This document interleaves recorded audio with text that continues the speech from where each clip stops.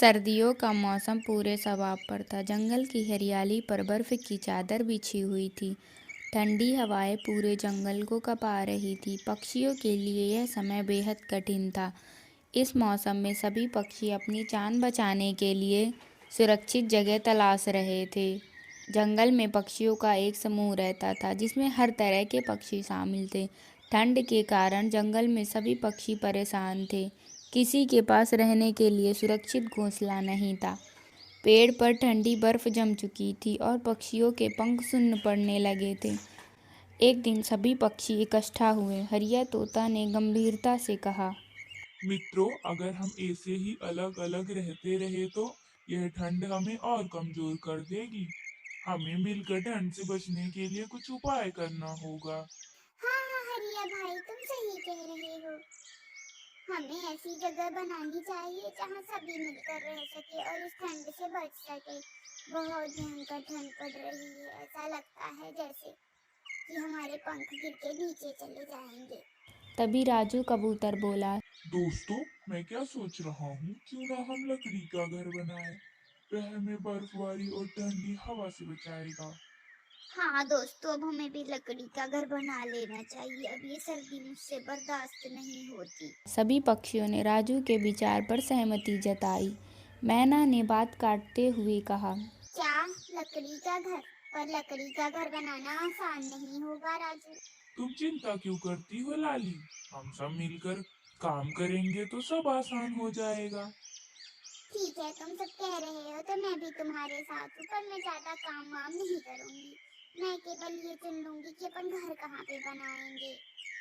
हाँ लाली और सोनू, हम जंगल में सूखी लकड़ियों, घास और पत्तियाँ इकट्ठा करेंगे। इससे हम एक मजबूत घर बना सकते हैं। हमें काम आज से ही शुरू कर देना चाहिए, नहीं तो फिर देर हो जाएगी और ठंडी और ज्यादा बढ़ रही है। मुझे ऐसा लग रहा है कि और ज्यादा बर्फबारी होने वाली है। सभी पक्षी अलग अलग दिशाओं में उड़कर लकड़ियां और सामग्री इकट्ठा करने में जुट गए। ठंड इतनी ज़्यादा थी कि उड़ना मुश्किल हो रहा था, लेकिन पक्षियों ने हार नहीं मानी। हरिया तोता मजबूत लकड़ी लाने में लग गया। सोनी चिड़िया ने सूखी घास और पत्तियां ढूंढना शुरू की। राजू कबूतर ने छोटे तिनके इकट्ठे किए। लाली मैना और मीनू चिड़िया ने घर को बनाने के लिए जगह चुनी। जंगल के बीच में एक बड़ा पेड़ था जिसकी शाखाएं ठंडी हवा से बचा सकती थी। पक्षियों ने उस पेड़ पर अपना घर बनाने का फैसला किया। सभी सामान इकट्ठा कर कर ले आए। हरिया ने निर्देश देते हुए कहा, चलो साथियों, अब शुरू करते हैं। अब किस बात की देरी है? बनाते हैं अपना घर। सभी पक्षी मिलकर काम कर रहे थे। घर बनाने में कई मुश्किलें आ रही थी। ठंडी हवाएं लकड़ियों को उड़ाने की कोशिश कर रही थी। बर्फ के गिरने से काम धीमा हो रहा था, लेकिन पक्षियों ने हार नहीं मानी। सोनू ने सबका हौसला बढ़ाते हुए कहा, अगर हम साथ हैं तो यह ठंड कुछ नहीं बिगाड़ सकती। लगे रहो साथियों। कई दिनों की मेहनत के बाद पक्षियों के लकड़ी का घर तैयार हो गया। यह घर इतना बड़ा था कि सभी पक्षी उसमें आराम से रह सकते थे और घास के नरम बिस्तर थे। तभी हरिया बोला, अब सुनो सभी लोग, यहाँ सबके लिए अलग अलग बिस्तर है। जिसको जो पसंद आए वो चुन लो जल्दी जल्दी। राजू उत्साह से, मैं ये ऊपर वाला लूंगा।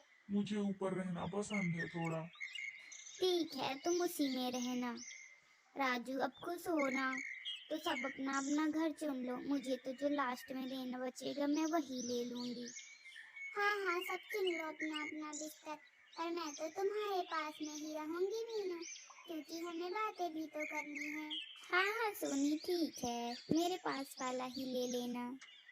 मैं तो वो साइड वाले में रहूंगी। मुझे थोड़ा शोरगुल पसंद नहीं है। तुम लोग बातें करोगे तो मुझे परेशानी होगी। हाँ लाली, मुझे भी। हम दोनों वो साइड वाले ही ले लेंगे। फिर सभी उस घर में मिलकर रहने लगे ठंड के मौसम तक, और सबने मिलकर खाना और अनाज इकट्ठा किया। एक दिन वे सब बातें कर रहे थे, तभी हरिया ने कहा, दोस्तों, मैं सोच रहा हूँ कि सर्दियाँ खत्म होने के बाद हम सब अपना अलग अलग लकड़ी का घर बनाएंगे।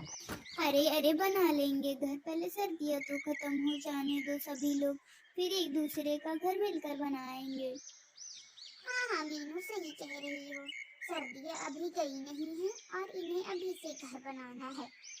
लाली, फिर वही बात, अभी से नहीं सोचेंगे तो कल को बेहतर कैसे बनाएंगे। हाँ, तुम सही कह रहे हो हरिया, सर्दियाँ खत्म होने के बाद जरूर अपना अपना घर बनाएंगे। हाँ लाली, सबका सुझाव सही है। और तुम्हें भी तो शोरगुल पसंद नहीं है, फिर तो तुम्हें भी अपना अकेले का घर सही रहेगा तुम्हारे लिए। ये भी बात सही है। अच्छा ठीक है, मुझे माफ करो भाइयों, से मैं भी कभी ऐसा नहीं कहूँगी। अरे तुम सब किस बात पे लग गई। चलो खाना खाया जाए, अब मुझे नींद भी आ रही है। हाँ हाँ, चलो खाना खाने। चलो दोस्तों, चलते हैं, कुछ खा ही लेते हैं।